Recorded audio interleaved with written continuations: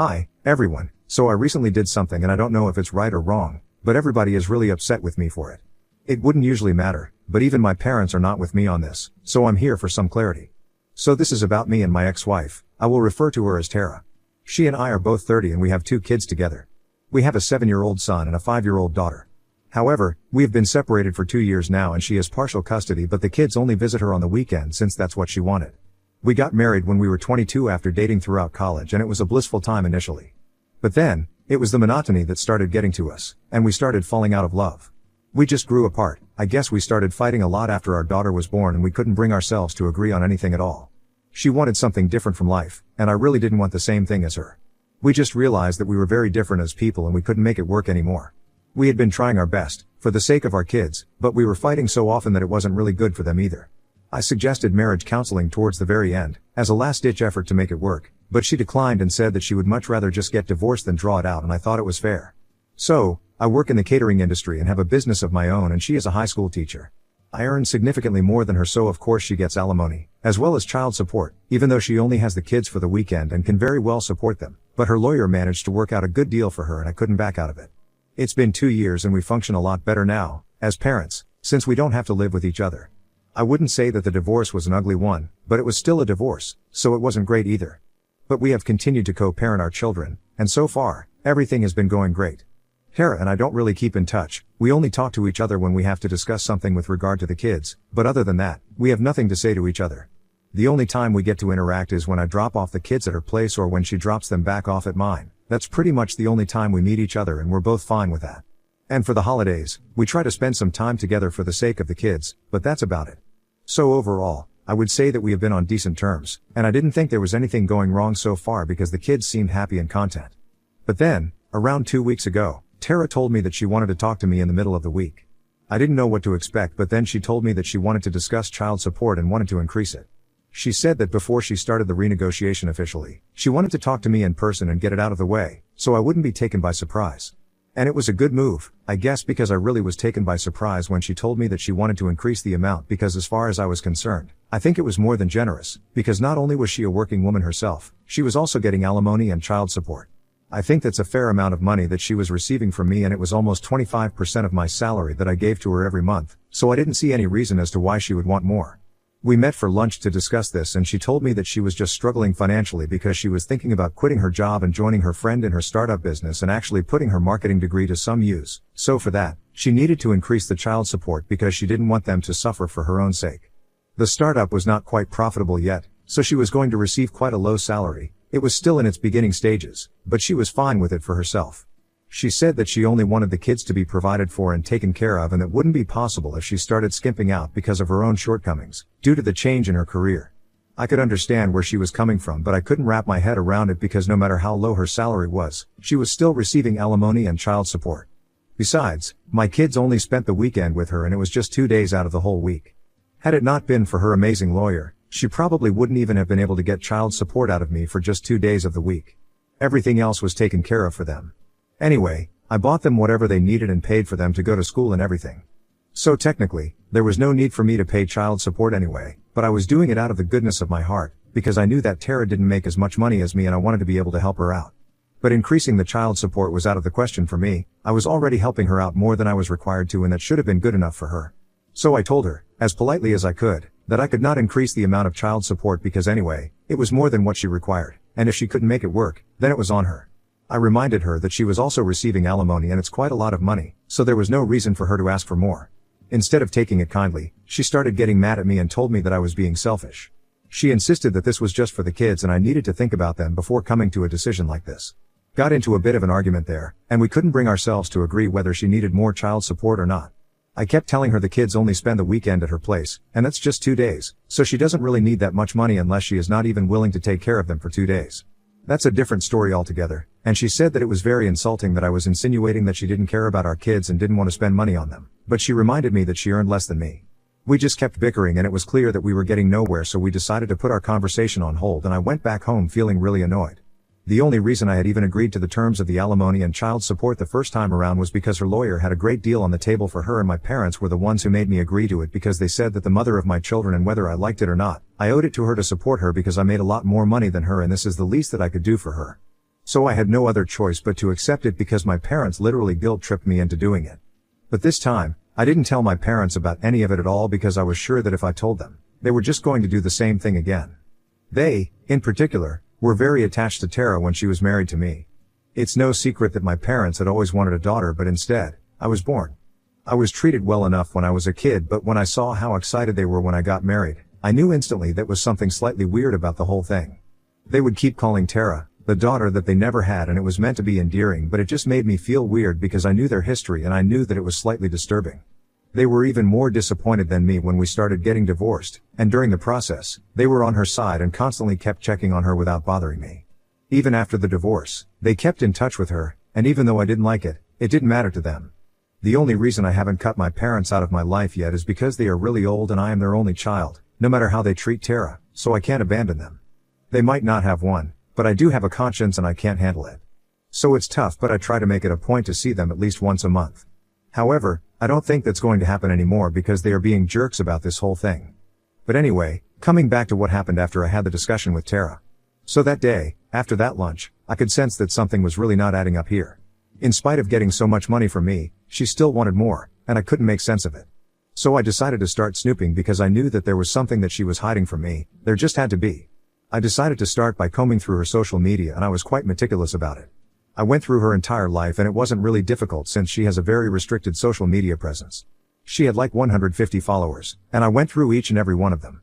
It was mostly just friends, family, and colleagues, but then I started finding random guys. There were around 10 of them, and I figured that must have been her date from the past couple of months or something because I had heard from a couple of my friends that she was going out with other guys again. Only one of the profiles really stood out for me because the guy was really young. He couldn't have been older than 22, and it was very obvious from his profile that he was definitely into some shady stuff. For starters, he had a bunch of photos on his account of a joint in his hand and smoke covering his face. It was aesthetic and everything, but I didn't really have Tara pegged as someone who would be into this because she and I really aren't hip and stuff. Besides, she has 2 kids, so I don't think that going out with a drug addict was a good idea for her. I could also tell that this guy was trouble because he just looked the type and I did not get a good vibe from him. I don't mean to say that everybody who looks like him is the same, but I could tell from his profile that he was really proud of the fact that he was a junkie. His profile screamed trouble, and I cannot emphasize that enough. Tattoos all over his body, bragging about drugs and stuff, and in one of the photos, I swear he had a rifle, and he was showing it off. You guys know exactly the type of person that I'm talking about. So that image really stuck out in my head, and I could tell that there was something about him. Tara had no business following a guy like this, and she had even commented on a bunch of photos with heart eye emojis. I decided to go deeper and forward that profile to a friend of mine whose uncle is in the force because I just had a feeling that there was something shady about this guy. We will call him Sean. A couple of days after I had forwarded that profile to my friend, I was told that his uncle had told him that this guy had been brought in 2 years ago for aggravated assault and battery and had been let out last year. Apparently, Sean had gotten into a fight with a dealer and had attacked the other guy with a fire extinguisher in the stomach. Thankfully, the other guy wasn't badly hurt, but somebody on the street saw it go down and called the police. My friend's uncle had remembered it specifically because he had been the one to make the arrest and process Sean. I was right about him all along. He was a dangerous guy and I didn't like the fact that Tara had something to do with him, but I didn't know about it.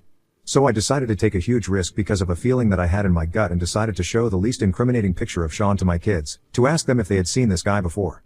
They hesitated for a bit, but after I told them that they would not get in trouble for telling me the truth, they seemed to open up and told me that they knew this guy very well.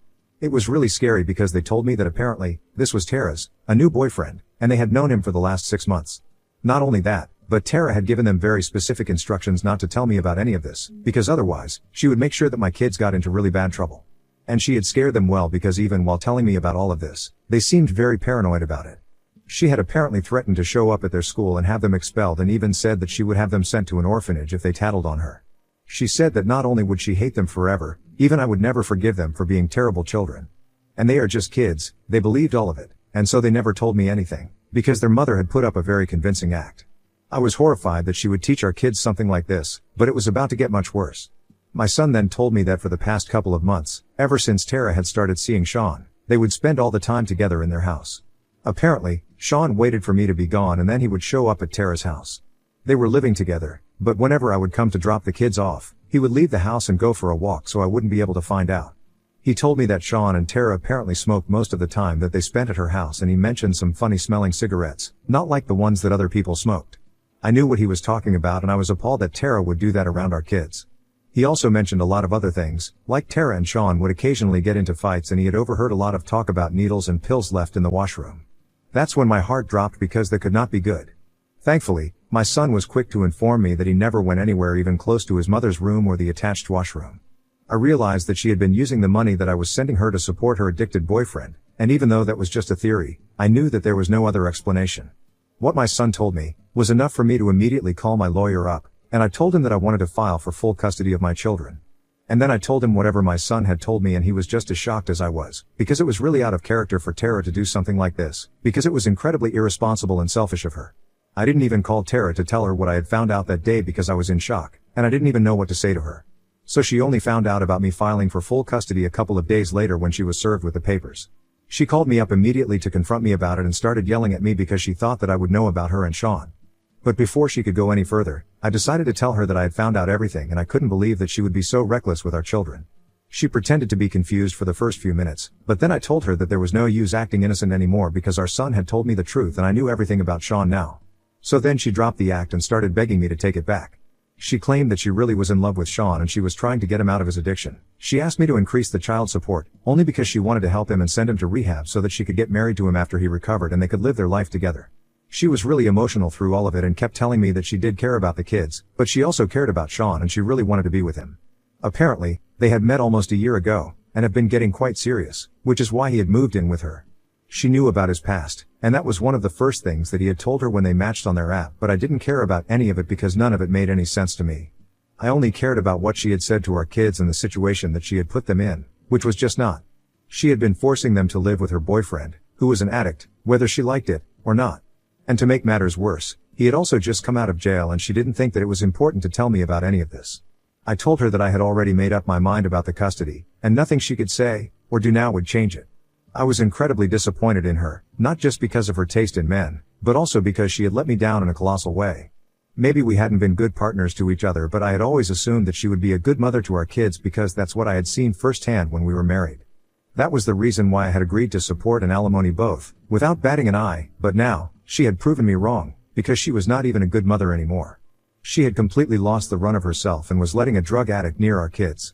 It wasn't even as though he was good with them, because, from what my children told me, they were very scared of him because he seemed quite unstable and would often freak out over small stuff and have total meltdowns. So they mostly stayed away from him, and it suited both of them.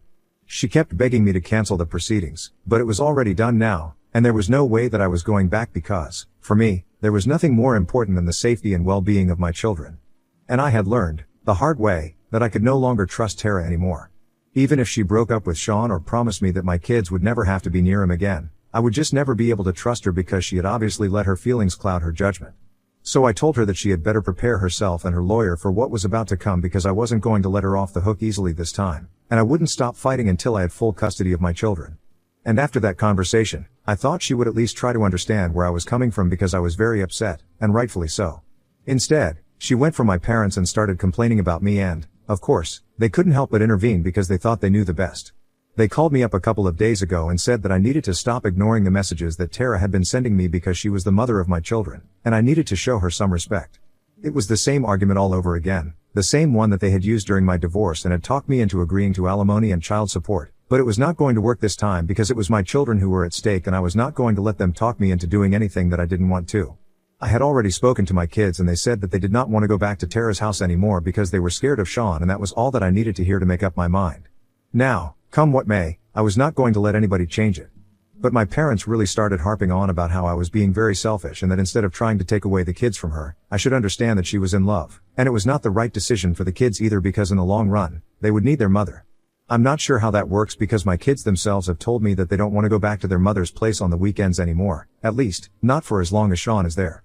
They say that it is very cold-hearted of me to file for full custody just because she fell in love with somebody and that guy happened to be a junkie. Full disclosure, I couldn't care less about who she was in love with or who she was living with, but as soon as she put that person in contact with my children, it is my business. And I have decided that it's not good for my kids to be around them anymore like any other parent would. However, my parents disagree, and think that I am overreacting and making a way bigger deal out of this than I should. I don't even know what to think anymore, and I have started to doubt myself because the last time I spoke to my parents, they were quite bent on this. I know that they are biased and I know that they have some weird issues with Tara, but I still don't want to make a mistake, which is why I am here. I'm pretty sure that I'm doing the right thing, But I need an objective set of opinions just to make sure that I am. So, Ida for filing for full custody of my children when I found out that my ex-wife was dating a junkie? Update 1. Hello. Thank you for all the love and support in the comment section on my original post. It really means the world to us. My kids and I are very happy and they are a lot freer and relieved right now since all their secrets are out and they don't have to carry around the burden of that anymore. It's been a few days since I posted and my comments were flooded with suggestions on what to do. I have decided to start therapy for my children because clearly, they have gone through something very difficult. And I need to work really hard to undo all of the damage that my ex-wife has caused. Speaking of her, I have blocked her and I haven't even bothered to read any of the messages that she sent me last because I'm just not interested in whatever rubbish she has to say now. She can go and try to defend herself and cry about how I am being selfish and inconsiderate, but it's not going to change the facts. She was a terrible mother and if anything, she was the one who was very selfish. She should have always thought about our kids first, instead of thinking about how Sean would feel if she broke up with him for the sake of her children. It's just crazy how she thinks that it was fine for her to lie to me all these months and now I'm just supposed to accept it and move on? Yes, fat chance of that happening. I've also blocked my parents because I don't want anything to do with them anymore. If they love Tara so much, they can just rely on her for everything now. If there is ever any trouble after this, they know who to call. And I'll give you guys one hint, it's not me. Update 2. Hey, so Tara and I are meeting with a mediator in a couple of days, and today, she chose to show up at my house. Thankfully, the kids were at school when she showed up but I still didn't let her in because I wanted nothing to do with her. I didn't even want to speak to her, but she kept trying to talk to me while she was outside the door. She was crying hysterically and begging me to let her see the children. Even after I told her that they were at school, she refused to believe me and said that she knew I was hiding them somewhere and trying to keep them away from her. That went on for a couple of minutes before I finally got tired of arguing with her and I told her that she needed to leave and if she didn't clear out within the next 5 minutes then I would call the cops. She was already going to be in a lot of trouble, and was definitely going to lose custody. She did not want to add a run-in with the cops to that list as well. I guess that scared her and she left, but not before she told me that I would not be able to tear her children away from her. She had no idea how crazy she even sounded, and I didn't have the heart to tell her that her children had already torn themselves away from her. They were the ones who had told me that they didn't want to go back to her anymore. It was her own behavior that had ruined everything, and now, she couldn't run away from it anymore. I'm just thankful that she left before the kids came back home because that would have led to another showdown and I just am not in the mood for that. I have told my children that they will not be seeing Tara or their grandparents anymore and they seem to be okay with both of those things, so it's going great so far. They have also opened up quite a lot in therapy, and I think, with time, we can fix everything. I'm just keeping my fingers crossed. Update 3. Hello, everyone. I know that I had been MIA for a really long time, but that was because I was battling it out in court with Tara for the custody of my children. It had to go to court because we couldn't come to a settlement with the mediator. But I already knew that was going to happen because there was no way that we could come to a common ground. And once it went to court, my lawyer and I had to work really hard to make sure that we got custody because if not, there was just no telling what might do to traumatize the kids even more. Family courts usually try to keep families together, but in this case, thankfully, they did not try to do that because I guess even the judge could see that everything was a hot mess with Tara. I have to give credit where it's due, Tara herself messed up, colossally as well. Even her lawyer, who had managed to outsmart us the first time, couldn't save her this time, because her behavior was just so erratic and unstable, even when we were in court. She was a total disaster, and I almost felt bad for her because of the way that she was acting. But I had no sympathy to spare for her on the parental front, and there was just no way I could let her have custody. We fought tooth and nail, but we managed to get full custody eventually, and my children and I are really happy now. Now I have no reason to keep in touch with Tara, so I have no idea what happened to her afterwards. It doesn't matter anyway, since now my kids are happy and so am I.